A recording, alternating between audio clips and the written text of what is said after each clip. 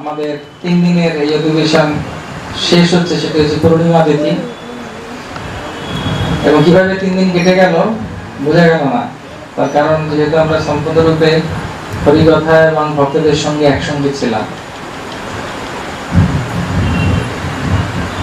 আমার বাল্য অবস্থায়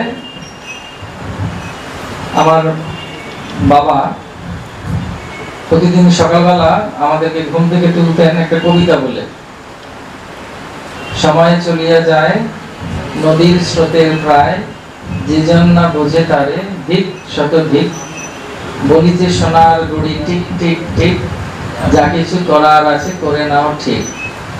এটা শুনেছেন কেউ আগে? কে কে শুনেছিলেন না প্রথম শুনলেন? অনেকেই প্রথম শুনেছি, কিন্তু এটা খুব প্রাচীন একটা মানে পুরনো একটা কবিতা। এরকম অর্থ সাপেক্ষে মানে শাস্ত্রে বলা হচ্ছে যে কাল প্রভাবিত হয়ে যাচ্ছে এবং যে কিছু আমাদের করার আছে সেটা যদি ঠিক মতো না করি পরবর্তীকালে আমাদের পশ্চাৎপদ করতে হবে। বর্তমান সময় যদি আমরা খুব ভালো কাজে লাগাই বা ভগবত ভক্তির মাধ্যমে আমরা যদি দিন ব্যতীত করি, দিন যদি আমরা কাটাই, তাহলেই একমাত্র আমাদের ভবিষ্যৎ উজ্জ্বল হবে। তো সেই জন্য সময় হচ্ছে খুব প্রভাবশালী। সময় হচ্ছেন স্বয়ং কৃষ্ণ। সেই জন্য ভগবান নিজে বলছেন অহং কালস্মি, আমি হচ্ছি কাল। যে সময়টা বর্তমানে রয়েছে কিছুক্ষণের মধ্যেই সেটা কিন্তু অতীত হয়ে যাবে। যেমন 16ই সেপ্টেম্বর 2016 7টা 37 28 সেকেন্ড চলে গেল। সারা জীবনের জন্য আমাদের জীবনে চলে গেল বলার সঙ্গে সঙ্গে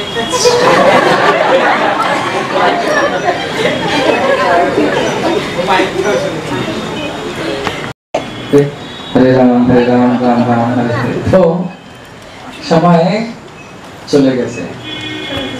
ক্যালেন্ডারের পাতায় যে তারিখটা থাকে 16 তারিখ, আর কিছু ঘন্টার ভেতরে শেষ হয়ে যাবে, ওটাকে ছিঁড়ে বা কেটে দেওয়া হয়।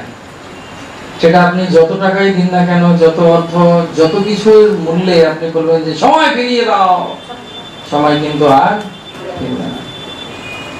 অনেক সময় মনে হয় না যে যদি রিভাইন্ড করা যেত জীবনটাকে, তাহলে আরো তাড়াতাড়ি ভক্তি করতে পারতাম?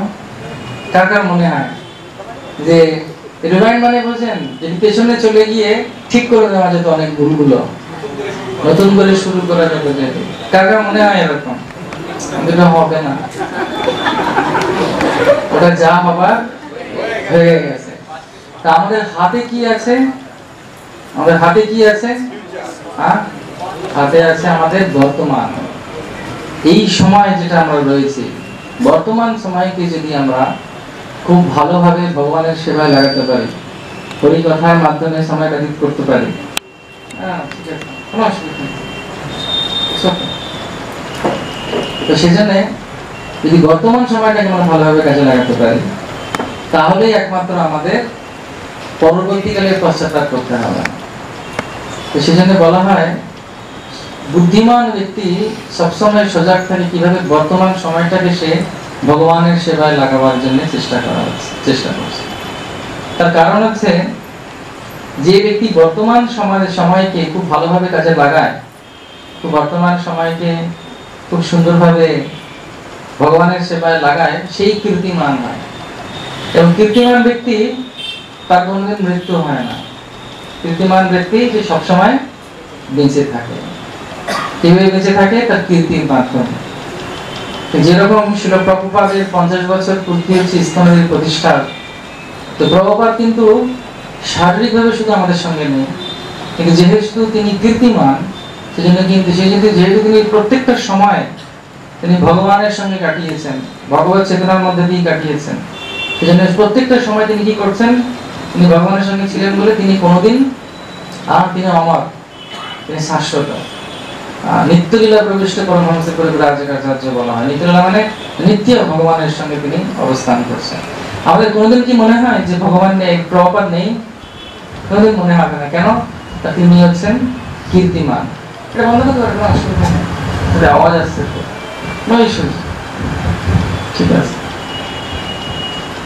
তো সেই জন্য চাণক্য পণ্ডিত বলছেন, আমার সঙ্গে সঙ্গে বলতে পারেন আপনারা, চলত চিত্তম চলত বিত্তম চলত জীবন যৌবনম চলাৎ চলত ইদম সর্বম কীর্তির যস্য স জীবতি। প্রত্যেকটা জিনিস এই সংসারে হচ্ছে চলমান, সব চলে যাবে, থাকবে না কিছু। প্রথমত চলত চিত্তম, মন চঞ্চল, সবসময় প্রবাহমান, সবসময় চলে যাবে, থাকবে না, মন সবসময় ঠিক জায়গায় থাকবে না। চলত চিত্তম চলত বিত্তম, বিত্তম মানে, বিত্ত মানে কি? ঐশ্বর্য, ধন সম্পত্তি সবসময় থাকবে না। আমরা মা গৌড়ে গেছিলাম, গৌড়, বড় বড় অট্টালিকা, বড় বড় বাড়ি, এখন ভূতের জায়গা হয়ে গেছে। এক সময় সেই রাজা কোথায় নেই, সেখানে আমরা আলোচনা করছিলাম প্রভুর সঙ্গে, কোথায় সেই গৌড়ের রাজা, কোথায় তাকে মনে রেখেছে? এখনো পর্যন্ত একজনকে দুজনকে মনে রেখেছে, রূপ সনাতন অনুপমকে। কেন? তার কীর্তিমান, ভগবানের সঙ্গে তার কীর্তি জুড়ে রয়েছে। চলত চিত্তম চলত বিত্তম চলত জীবন যৌবনম। জীবন, জীবন কিন্তু চলে যাবে, যতই এটাকে আপনি ভালোভাবে যত্ন নিন, খুব সুন্দর করে সাজান, খুব সুন্দর করে যত্ন নিন, পরিপাট্য করে থাকুন, কিন্তু পাখি উড়ে যাবে। কোন পাখি? খাঁচার পাখি, এটা হৃদয়ের মধ্যে রয়েছে। চলত চিত্তম চলত বিত্তম চলত জীবন, জীবনে চলে যাবে যৌবন। তো যখন কোন মানুষ টিনেজে যায়, টিনেজ মানে জানেন, 12 পরে হচ্ছে 13, তো টিনেজ চালু হলো, 3, 13, 14, এইভাবে লাস্ট হচ্ছে 19। তো সমীক্ষা বলে একজন টিনেজে যখন পড়ে, টিনেজের সময় যদি সামনে তার আয়না থাকে, কত 12 সেকেন্ডে একবার আয়না দেখে ও, ছেলে বা মেয়ে। তার কারণ কি? যৌবন এসে গেছে, তাকিয়ে তাকিয়ে দেখে, নিজেকে দেখে যে কেন না আমার আস্তে আস্তে শরীরের বিকাশ হচ্ছে, আমার শরীরে যৌবন আছে।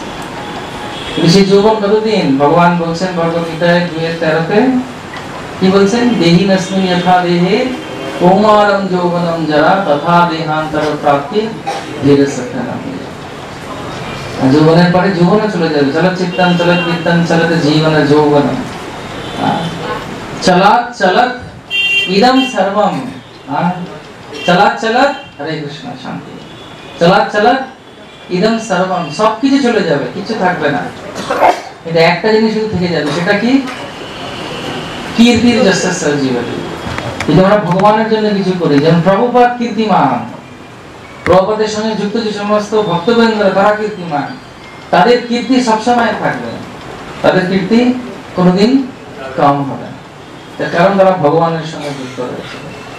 তো সেই জন্য শিল প্রভুপাদের এই সোসাইটি বা এই আন্দোলন, ভক্তির আন্দোলন, যেটা ISKCON, international society for Krishna consciousness, এর অনেক কীর্তি। তার একটা কীর্তি হচ্ছে যে আপনারা সবাই এখানে কৃষ্ণ ভক্তি পেয়েছেন। তো সেই জন্য যত আমরা ভগবানের সঙ্গে যুক্ত থাকবো, যত আমরা এরকম হরিকথা শুনবো, যেরকম আমি বলছিলাম, আসছে বছর না নিত্যম ভাগবত সেবায়া ভগবতী উত্তম শ্লোকে ভক্তির ভগবতী নৈষ্ঠকে। প্রতিদিন এসে হরিকথা শ্রবণ করা উচিত। প্রতিদিন এসে কৃষ্ণ কথা শ্রবণ করলে আমরাও কীর্তিমান হব, এবং তখনই আমাদের বর্তমান যে সময়টা আছে সেটা যখন সেইভাবে আমরা ব্যবহার করব, তখনই আমাদের জীবনে আনন্দের উৎস হবে। তো গত পরশুদিন আমরা আলোচনা করেছিলাম কি নিয়ে? কার কার মনে আছে? গত পরশুদিন কারা কারা ছিলেন? জোরে পুরোটা হাত তুলুন। অনেকে ভয় পায় হাত তুলতে, পাশের লোক তুলেছে কিনা আগে দেখে তারপরে হাত তোলে। সেরকম কেন হয়? হাত উপরে তুলুন, এসেছিলেন। ভয় নেই, আমি প্রশ্ন করব না। অনেকে ভয় পায় যে সামনে বসবো না, পেছনে যদি প্রশ্ন করেন মুখ খুললেই তো ব্যাস শেষ, বোঝা যাবে কি ব্যাপার রয়েছে, তা নয়। তো পরশুদিন কারা কারা ছিলেন?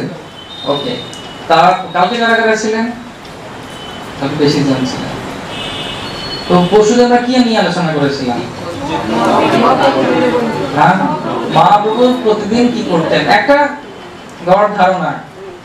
মহাপ্রভুর নিত্যলীলা এখনো চলছে, যেভাবে উনি শ্রীক্ষেত্র পুরী ধামে নিবাস করেছিলেন তার আমরা কি জানলাম। গতকাল আমরা কি আলোচনা করেছিলাম?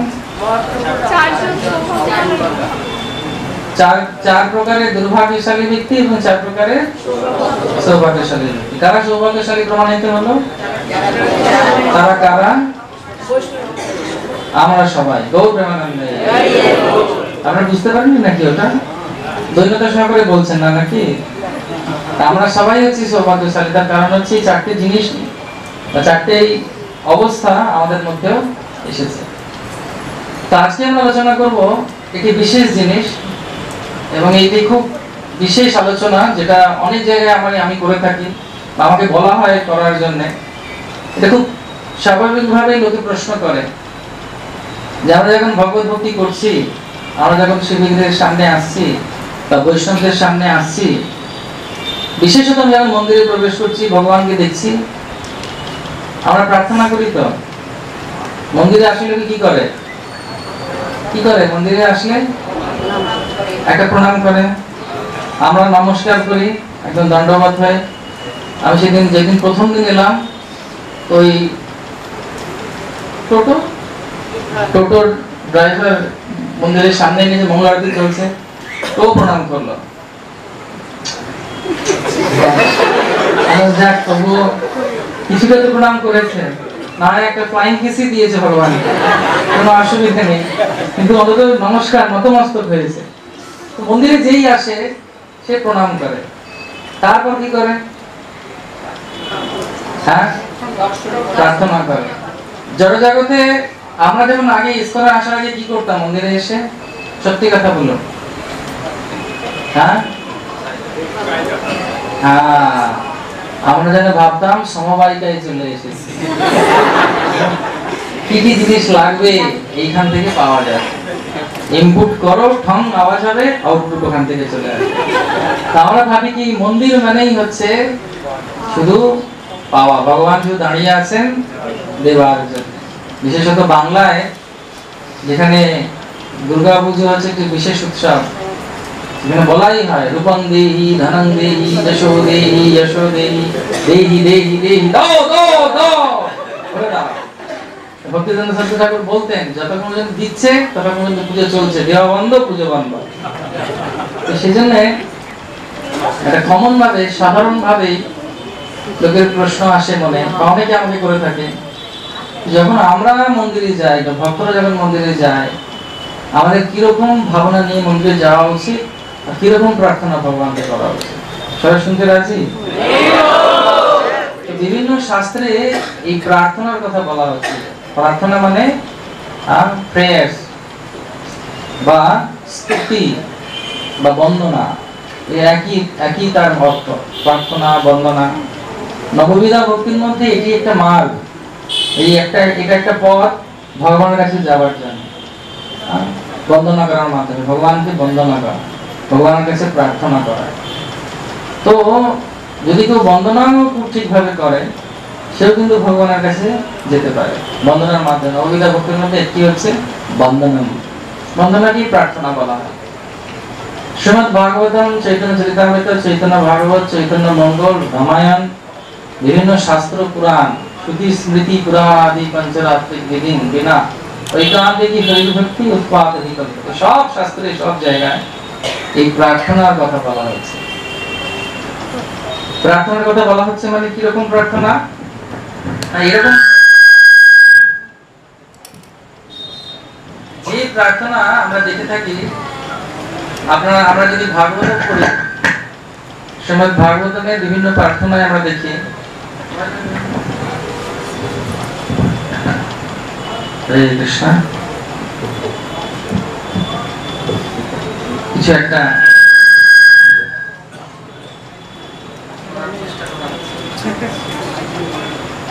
হরে কৃষ্ণ, হরি বল। ইন্ডিয়ান টেকনোলজি কিন্তু কাজ করবে কি? হরে কৃষ্ণ, অ্যাডজাস্ট হয়ে যাবে।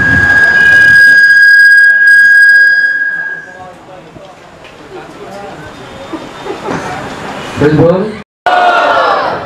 তো আমরা দেখি শ্রীমদ্ ভাগবতমেও বিভিন্ন জায়গায় এই প্রার্থনার কথা বলা হচ্ছে। আপনারা কারা কারা জানেন কে কে প্রার্থনা করেছে ভগবানের কাছে যারা ভাগবতমে আছে বা শাস্ত্রে আছে? কার কার প্রার্থনা আছে ভাগবতমে? বলুন বলুন। প্রহ্লাদ মহারাজ, ধ্রুব মহারাজ, বৃত্রাসুর, কুন্তি মহারানী। Very good. আর কার কার প্রার্থনা আছে?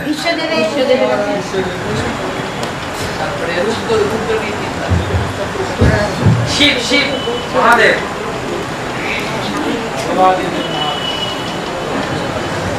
হরে কৃষ্ণ। দেবাদিদেব, দ্রৌপদী আছে মহাভারতে। আর কার কার প্রার্থনা আছে? হ্যাঁ, মানে আপনি ভীষ্ম পিতামহ, তারপরে আপনার একজন হাতির কথা আছে। Very good. ইনি আগে ইন্দ্রদণ্ড মহারাজ ছিলেন, গজেন্দ্র। আর কার প্রার্থনা আছে? ব্রহ্মার প্রার্থনা আছে। আর কার প্রার্থনা আছে? ইন্দ্রের প্রার্থনা আছে। আর কার প্রার্থনা আছে? গোপীদের প্রার্থনা আছে। আর কার প্রার্থনা আছে? অক্রুর, তুমি সব বলে দিচ্ছ দেখছি, একটু ওদেরকে দাও চান্স। আর কার কার প্রার্থনা আছে? বিদুরের প্রার্থনা আছে, মৈত্রেয় ঋষির প্রার্থনা আছে। আর কার প্রার্থনা আছে? ভাগবতমে বা অন্য জায়গায় কার কার প্রার্থনা আছে? অনেকগুলো শুনলাম। আর কোন প্রার্থনা? কে প্রার্থনা করছেন? হ্যাঁ, অক্রুর প্রার্থনা করছে। অক্রুর যখন বৃন্দাবনে গেছিলেন। আর কে প্রার্থনা করেছে? আচার্যরা প্রার্থনা করেছে। ভক্তগণ ঠাকুর প্রার্থনা করছেন, হ্যাঁ কি না? ভক্তি সিদ্ধান্ত ঠাকুর প্রার্থনা করছেন, নরোত্তম দাস ঠাকুর প্রার্থনা করছেন। তা আমাদের জীবনটাই হচ্ছে পুরোটা প্রার্থনা। কিন্তু ঠিক যেরকম ভাবে ভগবান ভগবদ্গীতায় বলছেন যে ঊর্ধ্বম গচ্ছতি সত্ত্বত্বা মধ্যে তিষ্ঠা রাজসা জঘন্য গুণ বৃত্তস্য অধো গচ্ছন্তি তামসা। যত আচার্যদের প্রার্থনা আছে সেটাকে একদিকে যদি রাখা হয়, বিভিন্ন ব্যক্তি বিভিন্ন ভাবেও প্রার্থনা করে, মানুষ বিভিন্ন ভাবে প্রার্থনা করে, এবং প্রার্থনাও গুণের দ্বারা প্রভাবিত হয়। কিরকম? তমগুণ, রজগুণ এবং সত্যগুণের দ্বারা প্রার্থনাও প্রভাবিত হয়। যেমন দেখবেন বিভিন্ন ধর্মে বিভিন্ন জায়গায় প্রার্থনার উল্লেখ করা হয়েছে। অনেকে ভাবে যদি লোককে মেরে ফেলি সেটা এক ধরনের সেটা এক ধরনের প্রার্থনা। অনেক লোককে যদি মেরে ফেলতে পারি, এবং তারা ভাবে আতঙ্ক ছড়িয়ে লোকের ক্ষতি করে আমি ধর্ম করবো, সেটা একটা প্রার্থনা এবং আমি ভালো জায়গায় যাব। কিন্তু কোন ধর্মের সূত্রে বলা হয় না সেই কথা, নীতি অনুযায়ী। কিন্তু ওরা প্রার্থনা করে যাতে আমি অনেক বেশি ক্ষতি করতে পারি, আরেকজনকে কষ্ট দিতে পারি, সেটা একটা প্রার্থনা। কোন রকমের প্রার্থনা? ওটা তমগুণের প্রার্থনা। রজগুণের প্রার্থনা হচ্ছে আমাকে অনেক কিছু শক্তি চাই, আমি সবার উপরে প্রভাব প্রতিপত্তি বিস্তার করতে চাই। রাবণ, কুম্ভকর্ণ, বড় বড় যারা রাক্ষস, হিরণ্যকশিপু, হিরণ্যাক্ষ, তারা এরকম প্রার্থনা করেছে। কিরকম প্রার্থনা? ব্রহ্মার পুজো করেছে, শিবের পুজো করেছে, তারা প্রার্থনা করেছে। কিসের প্রার্থনা? কিরকম প্রার্থনা করেছে? কিসের জন্য? শক্তির জন্য, প্রভাবের জন্য, অন্যের উপরে প্রভাব বিস্তার করার জন্য প্রার্থনা করেছে। সেই প্রার্থনাগুলো কোন গুণের দ্বারা প্রভাবিত? রজগুণের দ্বারা প্রভাবিত। এরপরও একটা এর থেকেও বড় একটা, এর উপরে স্তরের একটা প্রার্থনা হয়। সেই প্রার্থনাটা কি? সত্যগুণের। সবার মঙ্গল হোক, সর্বে সুখিনা ভবন্তু, সর্ব শান্তি নিরাময়, সবার মঙ্গল হোক, সবার ভালো হোক। যেমন আমাদের বিভিন্ন জায়গায় দেখি অনেক বড় বড় কথা বলে লোকেরা, এবং করেও। তারা সবার মনে সত্যি কথা বলা উচিত, সবার জন্য করো, হ্যাঁ, কাউকে কষ্ট দিও না। এইগুলো হচ্ছে কিরকম প্রার্থনা? কোন কোন কোন স্তরের প্রার্থনা? সত্যগুণের প্রার্থনা। কিন্তু অর্জুনকে কৃষ্ণ কি প্রার্থনার কথা বলা হচ্ছে? অর্জুনকে কৃষ্ণ বলছেন এই তিন গুণের ঊর্ধ্বের প্রার্থনার কথা বলা হচ্ছে। সেই জন্য অর্জুনকে কৃষ্ণ বলছেন কি? ত্রৈগুণ্য বিষয়া বেদা নিস্ত্রৈগুণ্য ভবার জন্য। এই তমগুণ, রজগুণ এবং সত্যগুণের উপরে আমাদেরকে প্রার্থনা করতে হবে। তার কারণ হচ্ছে তখনই আমাদের যে প্রার্থনা যেটা আমরা করব সেটা ভগবানের কাছে যাবে, সেটা যে শুদ্ধ সত্যের প্রার্থনা।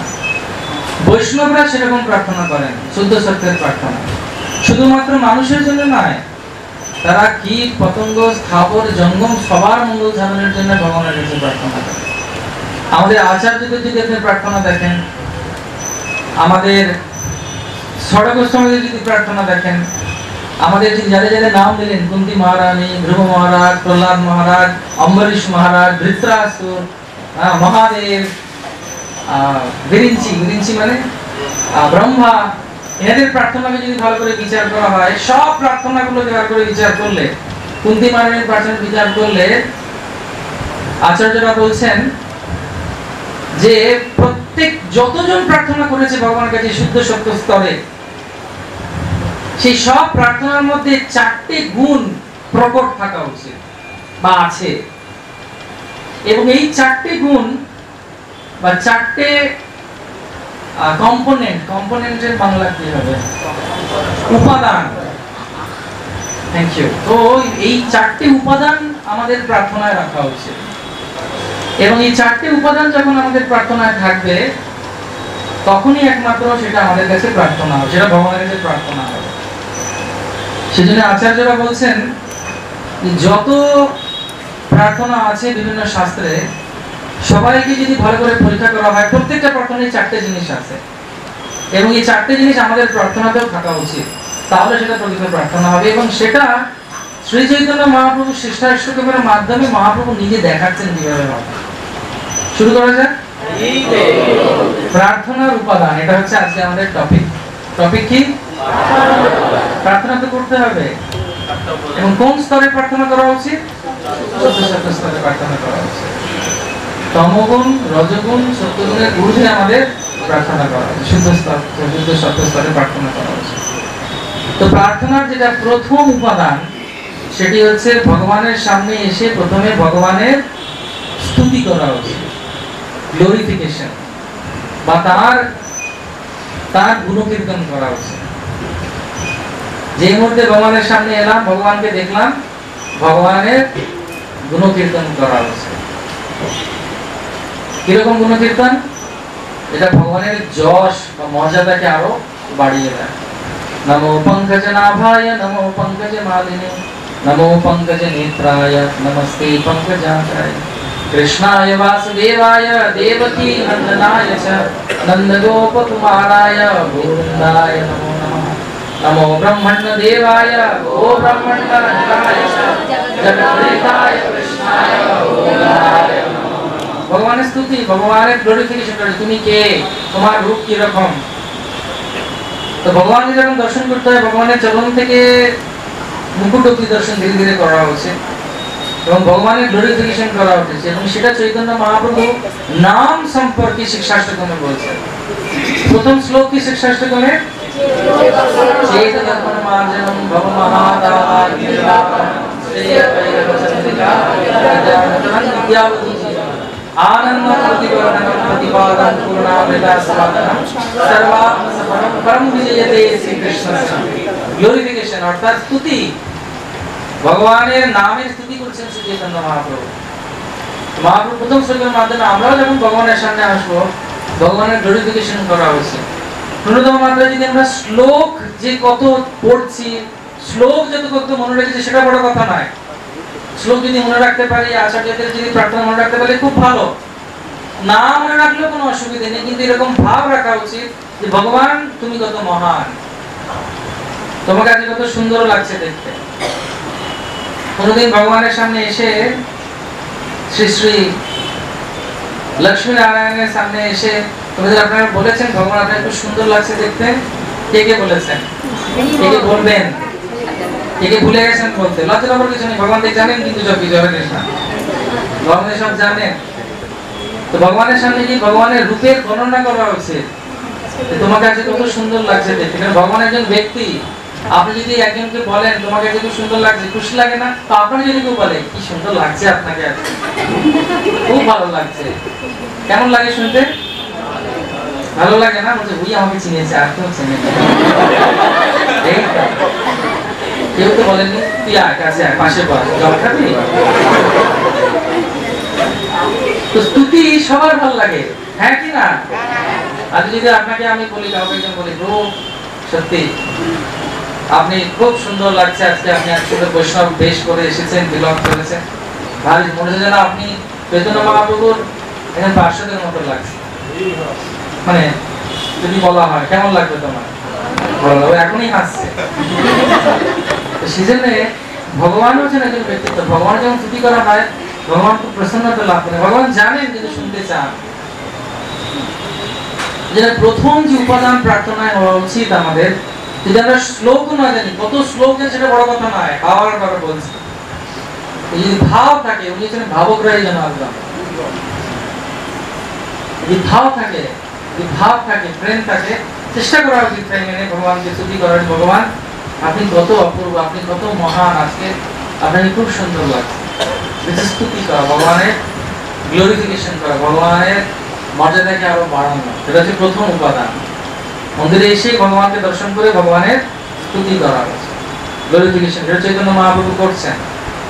দ্বিতীয় উপাদানটি হচ্ছে কিভাবে স্তুতি করা উচিত, দৈন্যতার মাধ্যমে। সেই জন্য চৈতন্য মহাপ্রভু বলছেন, প্রেমাদপি শুনিছেনা তরোরপি শ্রেষ্ঠনা আমানেনা মাতেনা কীর্তনেনা।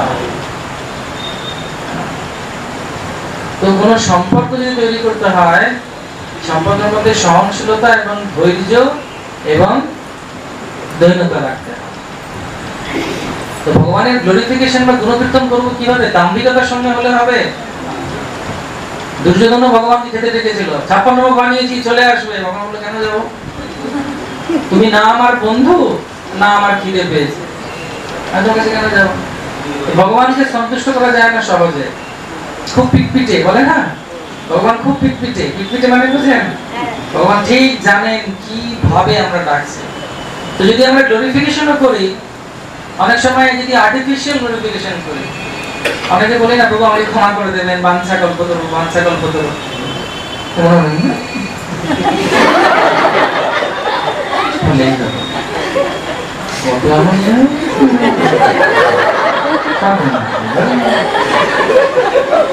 যে বলছে সেও বুঝছে, যে শুনছে সেও বলছে, হ্যাঁ বাঞ্ছা কল্পতরু। কাউকে তো রং দেখালেন, যা দুটো মেরে গরু দান। হ্যাঁ, সেরকম বলে ভগবান, আমরা বুঝতে পেরে যাই, ভগবান বুঝবেন না? ভগবান ঠিক বুঝতে পেরে যান। এই জন্য আমাদের দৈন্যতা সহকারে ভগবানের কাছে, সেজন্য দ্বিতীয় যে উপাদান সেটা হচ্ছে দৈন্যতার মাধ্যমে। চৈতন্য মহাপ্রভু বলছেন এই শ্লোকটি, খুব দৈন্যতা সহকারে আমাদেরকে ভগবানের কাছে প্রার্থনা করতে হবে। দৈন্যতা হচ্ছে, ভক্তিসিদ্ধান্ত সরস্বতী ঠাকুর বলছেন, বৈষ্ণবের কণ্ঠহার। কণ্ঠী যেরকম কণ্ঠহার, এই গুণগুলো হচ্ছে বৈষ্ণবদের কণ্ঠহার। বৈষ্ণবরা কোনো গয়নাগাটি পরে না, তাদের অঙ্গের ভূষণ কি, বিভিন্ন 26টা গুণ বৈষ্ণবের। আর তার মধ্যে যেটা সব থেকে স্পষ্ট ভাবে দেখা যায় সেটা হচ্ছে কি, গলায় মালা। শিল প্রভুপাদ যখন গৃহস্থ ছিলেন, শিল প্রভুপাদ টনিক বানাতেন। টনিক জানেন? ব্রেনোলিয়া, ব্রেনোভিটা, টনিক খেয়েছেন? ছোটবেলা, আমি ছোটবেলায় পাওয়া যেত, আমি জানি না এখন পাওয়া যায়, পাওয়া যায় জানি না, কাজ দেয় কিনা, যাই হোক। প্রভুপাদ এরকম টনিক বানাতেন, কারণ উনি কেমিস্ট ছিলেন। তো তখন প্রভুপাদের একজন গুরু ভাই, উনি ডাক্তার ছিলেন, ডাক্তারি পড়তেন। তো প্রভুপাদ ওনাকে টনিক বানিয়ে দিত, যে তুমি তো ডাক্তারি পড়ছো, ডাক্তারি তো অনেক কিছু মনে রাখতে হয়, তুমি এই টনিকটা খাবে। আর খুব কাজ দিত ওটা। তো প্রভুপাদকে উনি জিজ্ঞেস করছেন যে, অভয় বাবু, আপনি এত সুন্দর টনিক বানিয়ে দেন, যেটা আমি খেয়ে আমার এত সুন্দর পরীক্ষায় মনে থাকে সবকিছু, কিন্তু আমার একটা প্রশ্ন আছে। কি প্রশ্ন? উনি বলছেন যে, আমার প্রশ্নটা হচ্ছে যে, আপনি এত সুন্দর প্রবচন দেন, এত সুন্দর আপনি মানে ভাগবত কথা বলেন, এত সুন্দর ভক্তি করেন, এই ভক্তিটা কিভাবে পাবো আমি? এর টনিকটা কি, এর সূত্রটা কি? প্রভুপাদ বলেন, আমি কিছুদিন পরে তোমাকে বলবো যে এটা কিভাবে হয়। আমি এর সূত্র পাওয়ার এখনো আমি নিয়ে চেষ্টা করছি, এর ফর্মুলা আমি এখনো পাইনি। তো কিছুদিন পরে একই যখন প্রশ্ন করেছে ওনাকে, প্রভুপাদকে একই প্রশ্ন করেছেন আবার, কিভাবে এর সূত্র কি ভক্তির? প্রভুপাদ বলেছিলেন এই শ্লোকটা,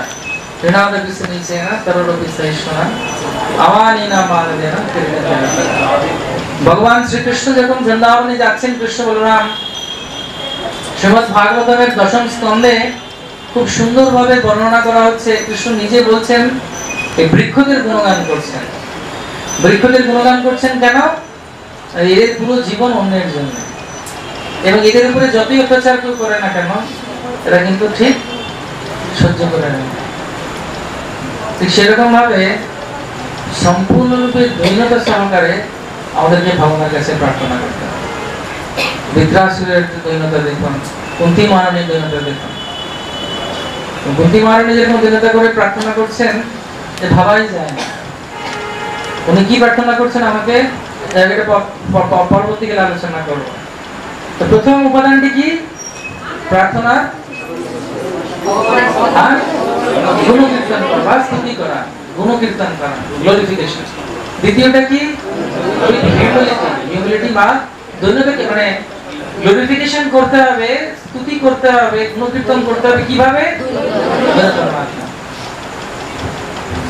একজন পরিবারে, এটা সত্যিকারের ঘটনা, স্ত্রী আর প্রভুর মধ্যে, মানে স্ত্রী আর পতির মধ্যে সম্পর্ক ভালো যাচ্ছে না। তো একজন সাইকোলজিস্টের কাছে গেছে, সাইকোলজিস্ট মানে মনস্তত্ত্ববিদের কাছে। তার কাছে গেছে যে সম্পর্কটা ভালো হচ্ছে না, কি করা যায়। বলছে কেন ভালো যাচ্ছে না? বলছে এরকম এরকম ঝামেলা হচ্ছে, খালি ঝগড়া হয়। ঠিক আছে, কথা হবে না, কথা এখন হচ্ছে না। তাহলে একটা কাজ করুন, আজ কিছু ফুল নিয়ে যান। ফুল নিয়ে গিয়ে আস্তে করে একটু স্ত্রীর কাঁধে হাত দিয়ে বলুন, এটা আমি তোমার জন্য এনেছি আর আমি তোমাকে ভালোবাসি। দেখবেন সব সম্পর্ক সুন্দর হয়ে গেছে। তো সে এসেছে, কলিং বেল টিপেছে, কিন্তু স্বভাববশত কিভাবে করতে হবে যেহেতু সেটা বলে দেয়নি ভালো করে, ফুলগুলো মুখের উপর ছুড়ে দিয়েছে। পিঠে ধাম করে চাপড় দিয়েছে। দেখো যাই, আমি খুব ভালোবাসি, জানো তো। যতটুকু সম্পর্ক বাকি ছিল সেটাও আরো খারাপ হয়ে গেছে। তার কারণ কি? তার কারণ হচ্ছে মাধ্যম। কিভাবে আমি বলছি, কিভাবে আমি করছি, সেটা অনেকটা মাহাত্ম্য রাখে। আমি যদি বলি যে এই ভগবত গীতা আপনারা পড়ুন, খুব শান্তি পাবেন, আনন্দ পাবেন, এর মতো আর বই নেই, ঠিক আছে, এই গীতা খুব উপকার দেবে, এটা পড়ুন, আনন্দ পাবেন। কিন্তু যদি মুখটা আপনার নিরানন্দে ভরে থাকে তাহলে বই কি সে নেবে? সেই জন্য কথা বলার যেটা আমি বলছি সেটা ভিতর থেকে জানতে হবে। এটা নকল করেও হয় না, বোঝা যাচ্ছে কি?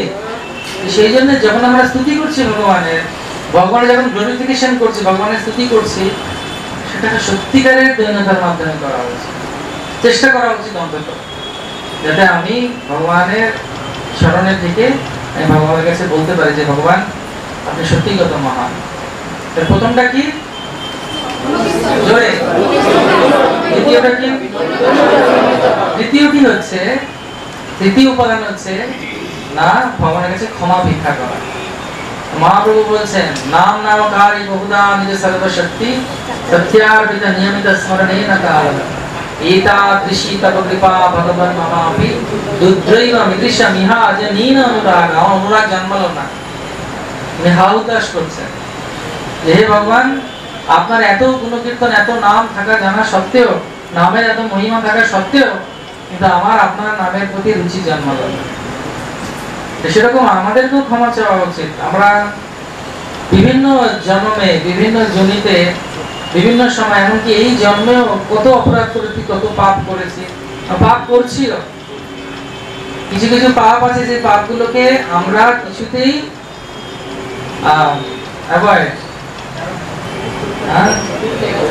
ত্যাগ করতে পারবো না। যেমন শাস্ত্রে বলা হচ্ছে জল ঢালার সময়, রান্না করার সময়, ঘর পরিষ্কারের সময়, বাটা বাটার সময়, আগুন জ্বালাবার সময়, হাঁটার সময় অনেক জীব হত্যা হয়। সেটাতে কিছুতেই বাঁচা যাবে না, তাহলে তো কিছু করাই যাবে না। এই সমস্ত পাপ, তার উপরে আবার বিভিন্ন অপরাধ, এই সব কিছু নিয়ে আমাদের জীবন দুর্বিষহ। সেখানে ভগবানের কাছে কি করা উচিত? ক্ষমা ভিক্ষা প্রার্থনা করা উচিত। ভগবানের কাছে প্রার্থনা করা উচিত যে হে প্রভু আপনি আমাকে ক্ষমা করুন। কিন্তু ক্ষমা ভিক্ষা করলেও ক্ষমা ভিক্ষা কে চাইতে পারে? ক্ষমা কে চাইতে পারে? ক্ষমা কে চাইতে পারে? হ্যাঁ,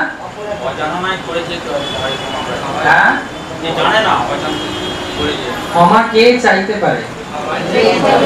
যে সরল সে ক্ষমা চাইবে, আর যে দাম্ভিক আমি কি করেছি, আমি কিছু করিনি, দোষ ওর ছিল। বোঝা যাচ্ছে? তো ক্ষমা চাইতে গেলে বুকের পাটা চাই, এবং যে সততার সঙ্গে ক্ষমা চায় ভগবানের ক্ষমা করে দেয়, কিন্তু সৎ হতে হবে। তো ভগবানের কাছে ক্ষমা চাইতে গেলে সৎ হতে হবে, এবং ক্ষমা চাইতে দ্বিধাবোধ করা উচিত না। এই সূত্রে একটা ঘটনা বলি আপনাকে, ইতিহাস, যে ভগবানও ক্ষমা চেয়েছেন। আমরা অনেক সময় ক্ষমা চাই না, ভগবানের কাছে তো নয়, অনেক সময় চাইও না, যার কাছে চাইলেও অন্য জায়গায় আমরা বৈষ্ণবদের কাছে বা সবার কাছে লজ্জা পাই যে আমরা নিচু হয়ে গেলাম ক্ষমা চাই।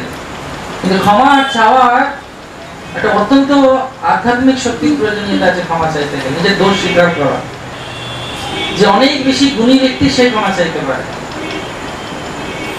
যখন দ্রৌপদীর বস্ত্রহরণ হয়েছে, লাঞ্ছিত হয়ে দ্রৌপদী ফিরে গেছেন। কোথায় ফিরে গেছেন? না তার নিজের রাজধানী। তার রাজধানী কোথায় ছিল? ইন্দ্রপ্রস্থতে। ফিরে যাওয়ার পর বহুদিন যাবৎ দ্রৌপদী অনাহারে ছিলেন। পঞ্চ পাণ্ডব তার যত্ন না নিতে পেরে একমাত্র যিনি দ্রৌপদীকে শান্ত করতে পারবেন তিনি কে? ভগবান শ্রীকৃষ্ণ। তাকে ডেকেছেন।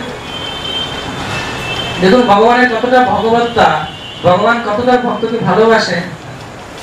ভগবান নিজে জানেন তিনি কি করেছেন দ্রৌপদীর জন্য, দ্রৌপদীও জানেন যে ভগবান কৃষ্ণ তার জন্য কি করেছেন। যে ভগবান নিজের আচরণে শেখাচ্ছেন। শুনবেন কি হয়েছে? দ্রৌপদী ভগবানকে দেখে একদম রেগে গেছে। রেগে গেলাম যে তুমি এলে না, এত করে আমি ডাকলাম তোমাকে। এবার কিন্তু তিনিও জানেন কিন্তু যে তিনি এসেছিলেন, সেই জন্য লজ্জা নিবারণ হয়েছে, এবং তিনি জানেন একমাত্র উনিই রক্ষা করেছেন ওনাকে। কিন্তু সেই পরিবেশটা এমন হয়েছে, ভগবান তখন তাকে বলছেন না তুমি জানো না আমি যখন শাড়িটা পাঠিয়েছিলাম, তুমি জানো না যে কর্মের ফলের জন্য এগুলো পেতে হয়। এত কথা ভগবান শোনাতে পারতেন, যিনি গীতার জ্ঞান দিয়েছেন। ভগবান শুধু একটা কথা বললেন, আমাকে ক্ষমা কর।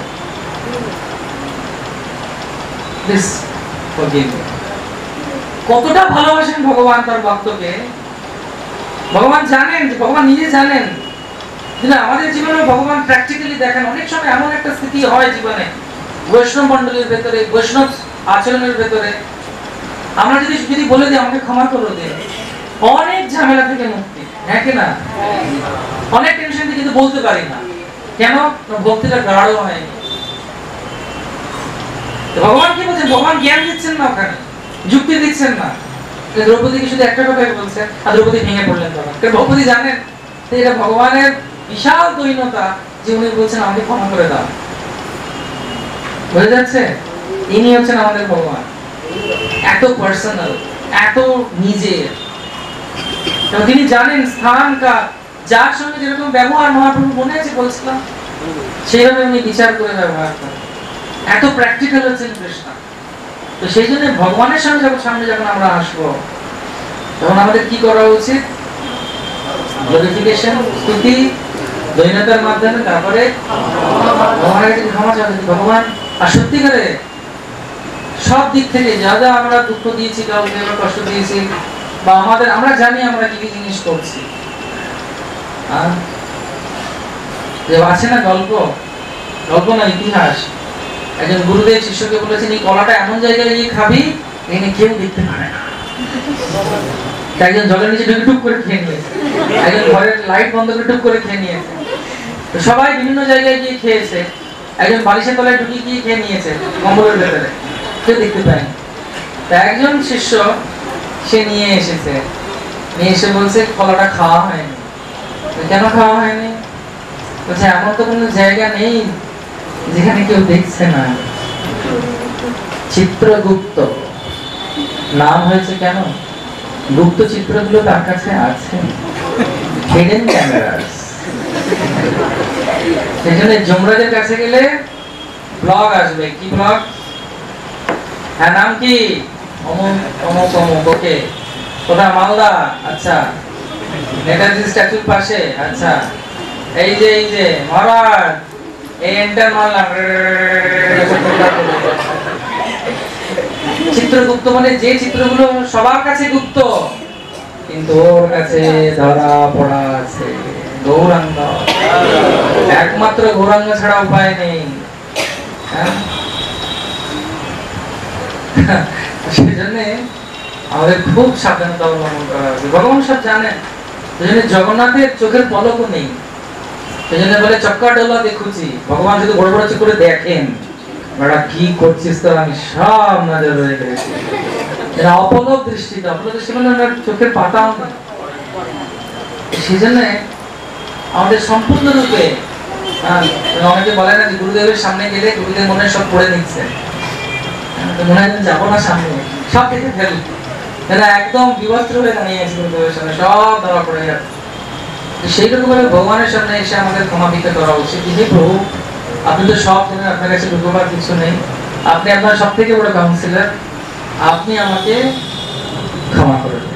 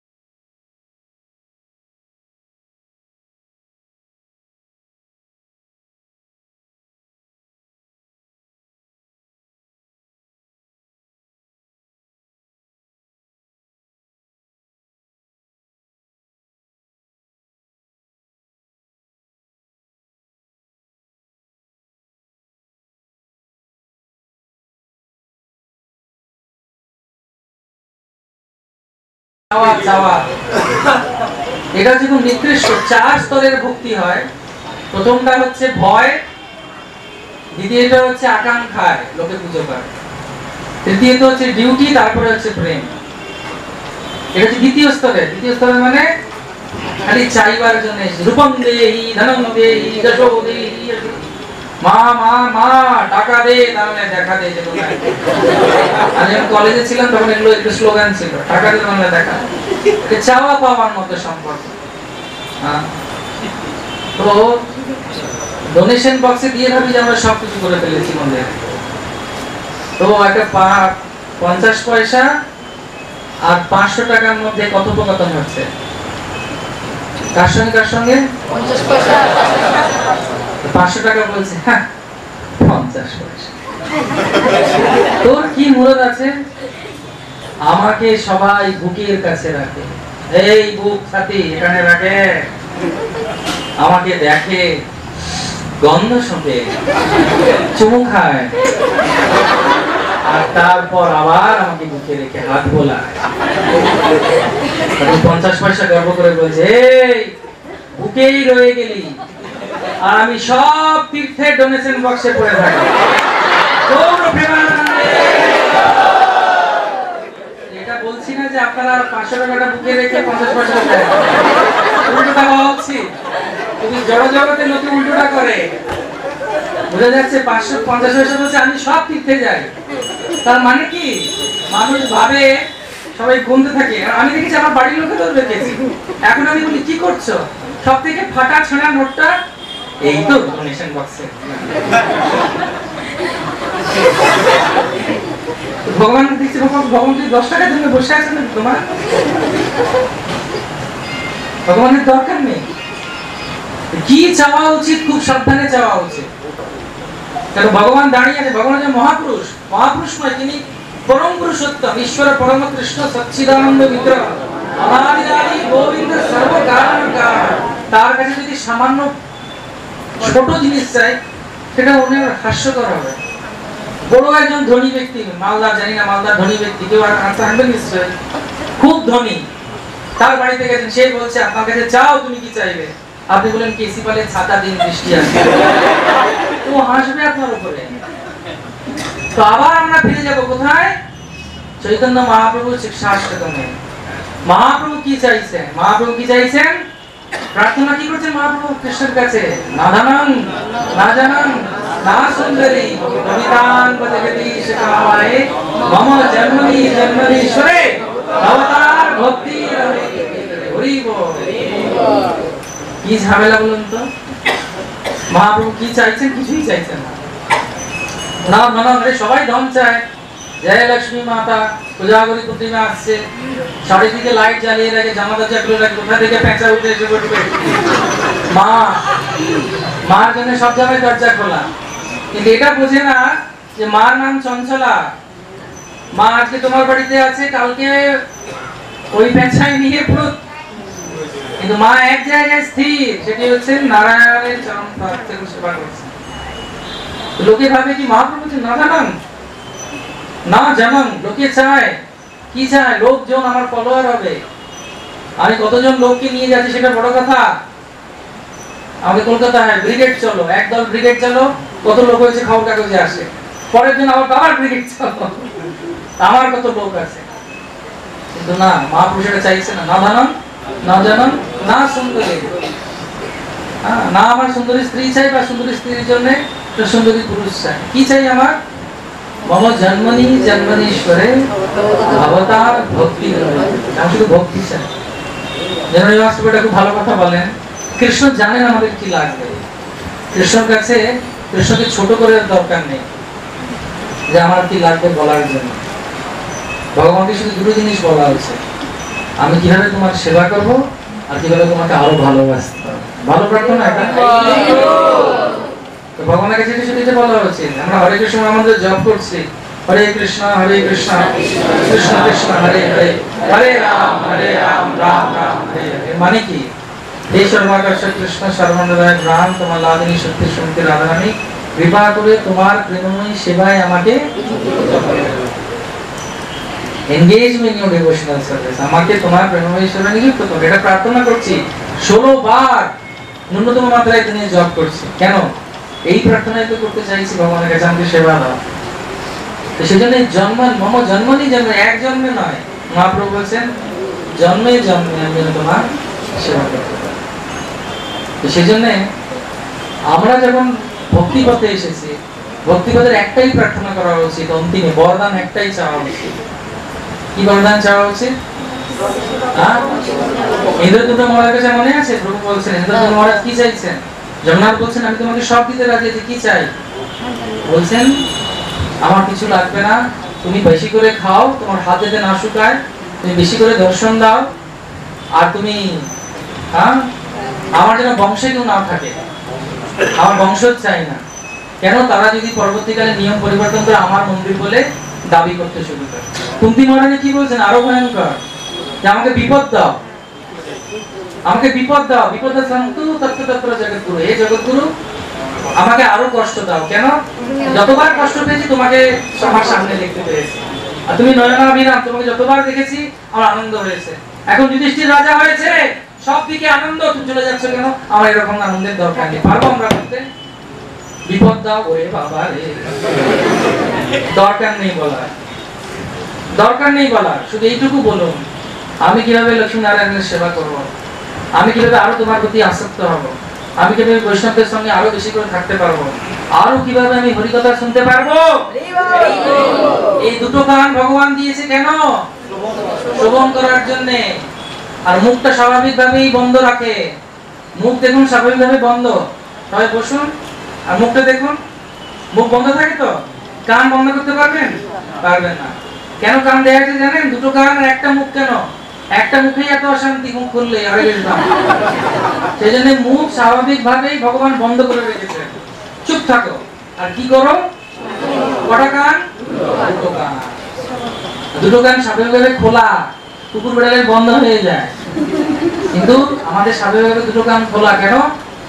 আরো আরো আরো আরো কৃষ্ণ কথা বলা, অনন্ত কৃষ্ণের নাম, অনন্ত মহিমা, নারদ আদি ব্যাস দেব দিতেন নাম চিন্ত, নাম ভজ, নাম করতা, অনন্ত কৃষ্ণের নাম মহিমা। সেজন্য শতবার সুবর্ণ গো কোটি কন্যা দান, যেই নাম সেই কৃষ্ণ, শুনো শুনো রে ভাই, নাম সংকীর্তন, নাম শুনলে হয় পাগল হয়ে যাবে। হরিনাম কৃষ্ণ নাম বড়ই মধুর, এই নাম ভজে কৃষ্ণ সরল, আর যে যার নাম ভজে কৃষ্ণ সে হয়। এটা আমরা লাগিয়ে দিয়েছি করে। সেই জন্য আমাদের নাম এবং সেবার মধ্যে থাকতে হবে। তো আবার আমরা একটু উপসংহারে আলোচনা করি। প্রার্থনা একটা শক্তি যার মাধ্যমে ভগবান আকর্ষিত হন। নববিধা ভক্তির মধ্যে প্রার্থনা একটি উৎকৃষ্ট মাধ্যম ভগবানকে পাওয়ার। বিভিন্ন আচার্যরাও বলেছেন যে 3টি গুণের দ্বারা প্রার্থনা প্রভাবিত হয়, এটা আমরা আলোচনা করলাম। এবং আমাদের শুদ্ধ সত্য স্তরে প্রার্থনা করা উচিত, আমরা সেই সম্পর্কে আলোচনা করলাম। বিভিন্ন আচার্যদের শ্রীমদ্ ভাগবতমে, রামায়ণে এবং চৈতন্যচরিতামৃতে 4টি উপাদানের কথা আচার্যরা বলছেন আমাদের প্রার্থনায় থাকা উচিত। প্রথমটি হচ্ছে স্তুতি, দ্বিতীয়টি হচ্ছে তৃতীয়টি হচ্ছে ক্ষমা প্রার্থনা, চতুর্থ হচ্ছে বর প্রার্থনা। এইভাবে যদি আমরা ভগবানের সামনে এসে প্রার্থনা করি, ভগবান শ্রীহরি প্রসন্ন হন এবং প্রসন্ন হয়ে আমাদের সর্ব বাঞ্ছা পূর্ণ করে নন্দের নন্দন, মথুরায় কংস ধ্বংস। সবাই খুশি? গৌর প্রেমানন্দে। আমি আশা করব যে আপনারা সবাই খুব সুন্দরভাবে এইভাবে প্রার্থনা করবেন শ্রী শ্রী লক্ষ্মী নারায়ণের সামনে, জগন্নাথ মন্দিরের সামনে। আমাদের মন্দিরে এসে আমার খুব আনন্দ হয়েছে। আমাদের ভক্তরা যারা কলকাতা থেকে এসেছেন তারা আপ্লুত, তাদের সবার হরিকথা আপনারা শুনেছেন, সবার ভালো লেগেছে। কোনোদিন সময় পেলে আমাদের গুরু ভাই সুভাষ বাবুর সঙ্গে আপনারা আসবেন, সুভাষচরণ ভাই, সুভাষচরণ বাবুর সঙ্গে আপনারা আসবেন, কিন্তু একসঙ্গে এসে যাবেন না, খুব ছোট। আর আমরা কলকাতায় বিভিন্ন প্রভুপাদের তীর্থস্থান পুনরুদ্ধার করার চেষ্টা করছি। আনন্দের সঙ্গে জানাই প্রভুপাদের জন্মস্থান এবং ভক্তি সিদ্ধান্ত সরস্বতী ঠাকুরের সঙ্গে যেখানে প্রভুপাদের দেখা হয়েছিল সেই স্থানটি ইসকন নিয়ে নিয়েছে। এখন সুন্দর সুন্দর স্থান, এটি গুপ্ত বৃন্দাবন বলা হয়েছে কলকাতাকেও। ভক্তি সিদ্ধান্ত সরস্বতী ঠাকুরের মতে চৈতন্য মহাপ্রভু 7 দিন ভাগবতাচার্য গৃহে ছিলেন এবং কলকাতার উপর দিয়ে বৈষ্ণব ঘাটা হয়ে কটকি ঘাট হয়ে উনি উৎকলের দিকে হেঁটে গেছিলেন তমলুকের দিকে। সেই জন্য চৈতন্য মহাপ্রভুর পদাঙ্কিত নিত্যানন্দ প্রভুর খড়দা পানিহাটি অত্যন্ত পবিত্র স্থলী। আপনারা সবাই কলকাতায় আসবেন, আমি হাত জোড় করে আপনাদেরকে জানাই যে আপনারা আসবেন, আগে থেকে একটু জানাবেন। হ্যাঁ, আমাদের মন্দির খুব আমাদের মন্দিরে একটু বড় আপনাদের, সেটা কলকাতা ছিল প্রভুপাদের প্রথম মন্দির, ভারতবর্ষের প্রথম মন্দির শ্রী রাধা গোবিন্দ জগন্নাথ সুন্দর মহারানী। এবং আমাদেরও রথযাত্রা হয়, সেদিন রথে আমাকে প্রভু ডাকেন, কিন্তু আমি আসতে পারি না যেহেতু রথে আমার ওখানে অনেক সেবা থাকে বলে। কিন্তু আপনাদের কাছে এসে আপনাদের হরিভক্তি কৃষ্ণ নামের প্রতি রুচি, আমি প্রভুকে বলছিলাম যে সুর গাইছে অনেকগুলো সুর নতুন গাই, কিন্তু আপনারা ঠিক ধরে ফেলছেন এবং আপনারা খুব প্রেম দিয়ে গাইছেন, সেটা বোঝা যায় যে আপনাদের রুচি আছে এবং আপনারা খুব ভালোভাবে ভক্তি করছেন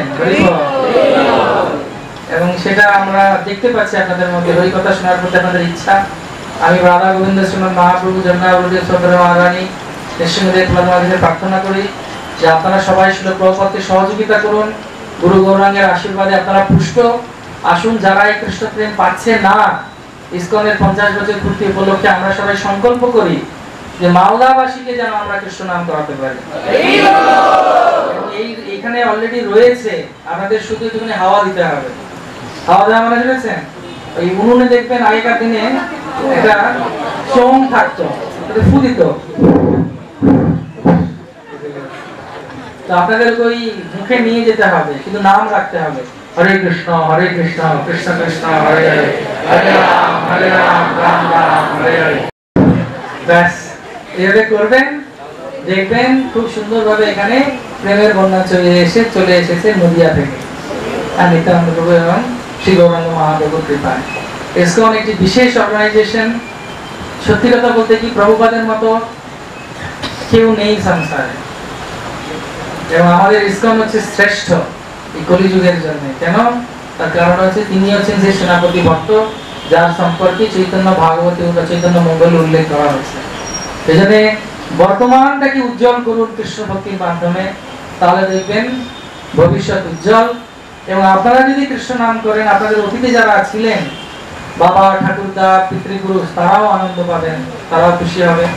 আজ বিশ্বরূপ মহোৎসবের দিন, এই যে এত সুন্দর হরিকথার আসর এখানে বসেছে, আসুন আমরা সবাই মিলে শ্রীল প্রভুপাদের কাছে এটাই প্রার্থনা করি যে আমরা সবাই আমৃত্যু মহাপ্রভু এবং নিত্যানন্দ প্রভুর চরণের আশ্রয় রেখে গুরু গৌরাঙ্গকে সন্তুষ্ট করে বৈষ্ণব সৎসঙ্গে থেকে হরিভজন করতে পারি।